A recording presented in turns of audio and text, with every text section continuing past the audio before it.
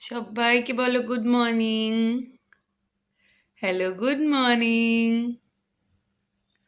Hello, good morning. সবাইকে good morning. আশা করি সবাই ভালো আছো। সানডে আজকে। সকাল সকাল তো উঠে পড়ে রোজই। এখনও মশারি টশারি কিছুই খোলা হয়নি, কারণ কি ও আবার একবার ঘুমাবে হয়তো। 9টা মতন বাজছে, 9টা সোয়া 9টা বাজে। আর একবার ঘুমায়, 10:30টায় ওঠে। আজকে একটু তাড়াতাড়ি উঠে পড়েছে। ওই সকালের দিকটা ঘুমোয়, ওই জন্য আমার কাজ করতে অসুবিধা হয় না।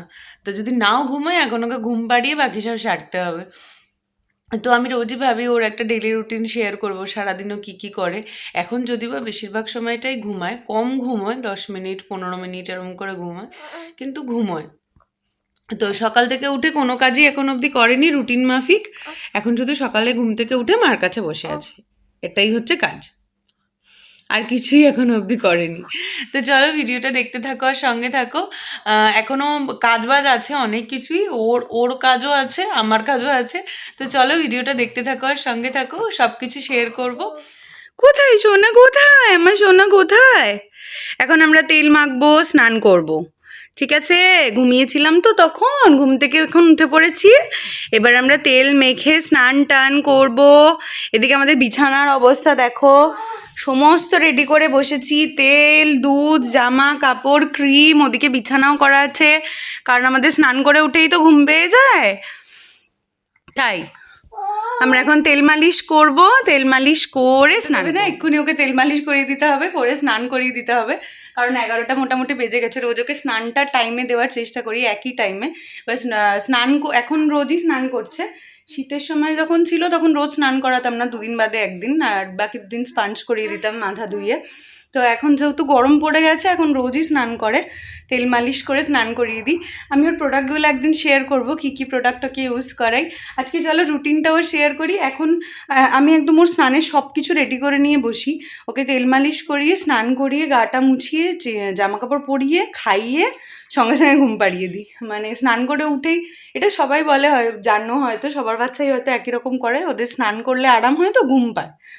তো যাই হোক, স্নান করার সঙ্গে সঙ্গে মানে জামা কাপড় পরতে পরতেই চোখ মুখ ডলতে আরম্ভ করে দেয়, ঘুম পেয়ে যায়। তো স্নান করে আর বেশি লেট করি না, কারণ এই সময় ঘুমটা নষ্ট হলে আর সারা দুপুর ঘুম হয় না। তো এই কারণে 10-15 মিনিট ঘুমোক, আধা ঘন্টা ঘুমোক, আমি ওকে ঘুমটা বাড়িয়ে দিই টাইমে। তো যাই হোক, চলো আর কথা বলতে দেবে না, ওকে তেল মালিশটা করে স্নান হয়ে গেছে, দেখো দেখো আমাদের স্নান হয়ে গেছে, দেখো দেখো। এবার আমরা খাওয়া দাওয়া করবো। এই পড়ে গেল রে, এই পড়ে গেল রে। আমাদের স্নান দান হয়ে গেছে 11:30টার মধ্যে। এবার আমরা করবো খাওয়া দাওয়া। এই টাইমটাও বটল ফিট করে, এই টাইমটা রাতে এই দুবারই ও বটল খায়, বটলের দুধ মানে ফর্মুলা খায়। তো এই সময়টাই মানে খুব খিদে পেয়ে যায় তো এই টাইম দুটোতে, তাই জন্য তো চলো আমরা এখন ঠাকুর নমো করে দুধু টুদু খেয়ে আবার দেখা করছি তোমাদের সাথে। চলো টাটা টাটা টাটা। মানে বলি না, এখন ভিডিও করাটা বিশাল চাপ। যাই হোক, ওকে স্নান টান করে ঘুম পাড়িয়ে দিয়েছি। এর আগে একবার সকালে যখন ঘুমিয়েছিল তখন কাটাকাটি করে রেখেছিলাম আর কাছাকাছি করে রেখেছিলাম। আমার তার মধ্যে আজকে কাজের কাকিমা আসেনি, মানে একদম মেস চারিদিক, শাশুড়িও নেই। তো যাই হোক, এখন ঝট করে যা হোক একটা কিছু রান্নাবান্না করব। কিছু রান্নাবান্না কালকের আছে, সেগুলো গরম করব। আর সম্ভবত শুধু ট্যাংরা মাছের ঝোলটাই করবো। এদিকে কাটাকাটি করে রেখেছি, আলু পটল দিয়ে পাতলা করে জিরে বাটা আদা বাটা দিয়ে ঝোল করব। করে আর সেরকম কিছু কাজ নেই, বাস স্নানটা করতে হবে। দেখি কতক্ষণ ঘুমোয় ও, এটা হচ্ছে ব্যাপার। যতটুকু সময়ও ঘুমোবে ততটুকুর মধ্যে সারতে হবে। এখনও সকাল থেকে কিছু খাওয়াও হয়নি, প্রায় 12:15 বাজছে। এটাই হয়, চা খেয়েছি শুধু সকালে, রোজ চা খাওয়া হয় না। আজকে সকালেও উঠে বললো চা খেতে হবে, আমাকে থাইরয়েডের ওষুধ খেতে হয়, সেটা খেয়ে জাস্ট চাটুকুই খেয়েছি, আর কিছু খাওয়াই হয়নি আজকে। আমি দুধ খাই জেনারেলি রোজই সকালবেলা, দুধ বিস্কুট খাই, সেটাও খাওয়া হয়নি আজকে, দুধ গরম করার সময় পাইনি। তো চলো আগে ওটা সেরে নিই, তারপর দেখছি ফ্লিপকার্ট থেকে একটা পার্সেল এসছে, ওটাও আনবক্সিং করবো। তো চলো দেখতে থাকো আর সঙ্গে থাকো। বললামই তো খাওয়া দাওয়া হয়নি। তো এদিকে একটা গ্যাসে দুধ চাল দিতে বসিয়ে দিয়েছি, অন্যটায় প্যান বসিয়ে তেল গরম করতে দিয়েছি। এখানে ট্যাংরা মাছগুলো নুন হলুদ মাখিয়ে রেখেছি, ওটা ভাজবো।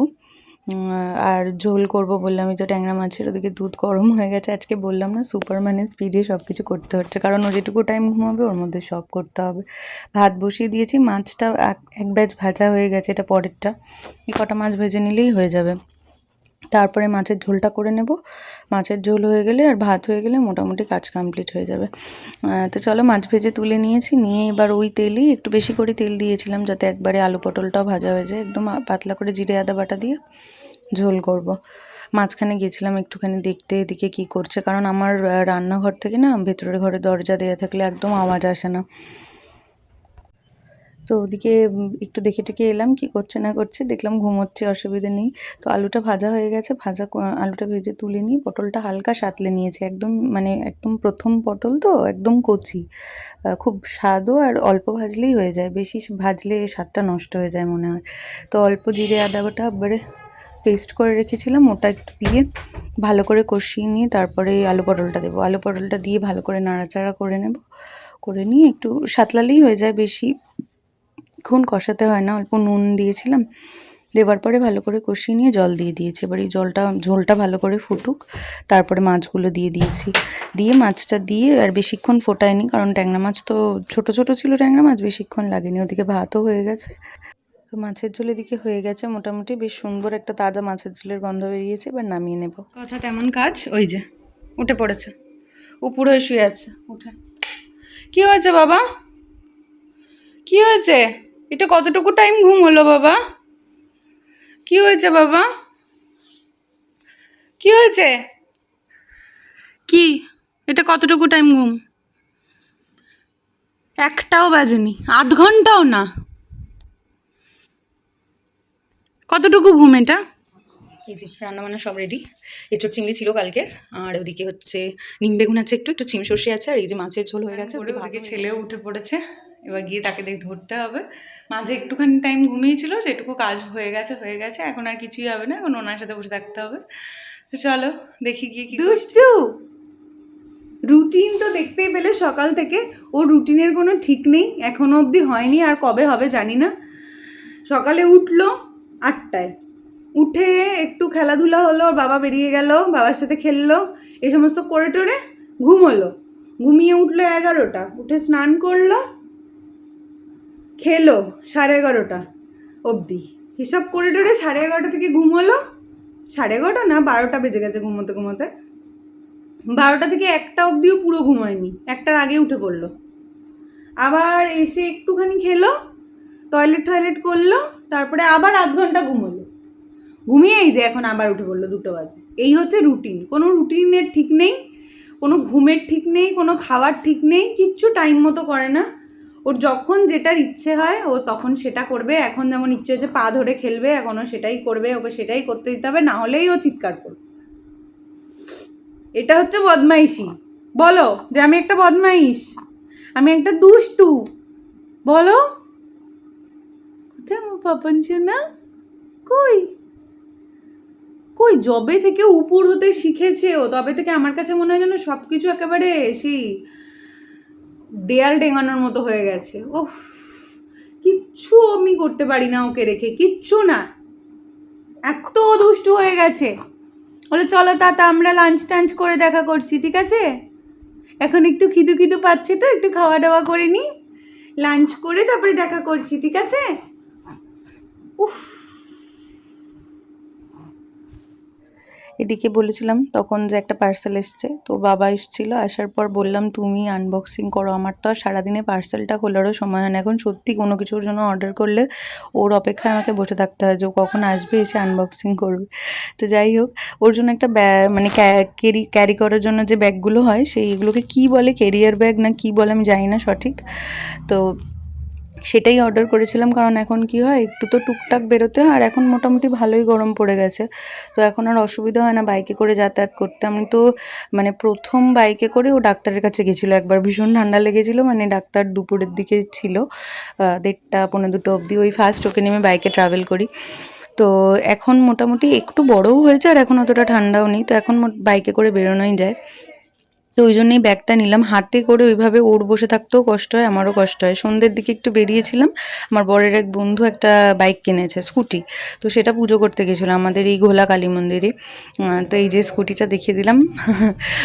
ওরা স্কুটিটা পুজো করতে গিয়েছিলো ওখানে। তো ওরা যাবে শুনে আমারও একটু যেতে ইচ্ছে করলো পাপানকে নিয়ে যাওয়ার জন্য, যে ওকে নিয়ে আমার এই ঠাকুরের স্থানগুলোতে ঘুরতে খুব ভালো লাগে।